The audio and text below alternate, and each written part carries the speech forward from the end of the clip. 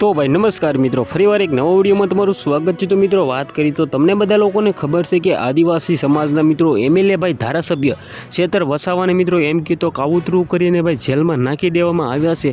પરંતુ વાત કરી તો તેના જામીન પણ કોઈ બન્યું નથી અને હાલના ટાઈમમાં મુદ્દો સોશિયલ મીડિયામાં ખૂબ જ વાયરલ થઈ રહ્યો છે। શું છે મુદ્દો લઈને આવી ગયો છે ને મિત્રો, ઘણા બધા આદિવાસી લોકો છે ભાઈ ખૂબ જ ગુસ્સે થયા છે।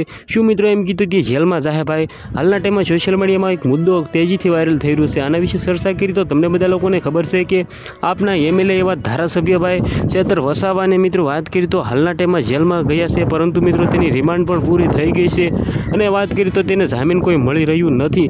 પરંતુ મિત્રો હાલના ટાઈમમાં ચૂંટણી આવી રહી છે અને તેની પત્ની ભાઈ વર્ષા વસાવાભાઈ ચૂંટણી લડશે એવી પણ મિત્રો સોશિયલ મીડિયામાં વાયરલ થઈ રહ્યા છે।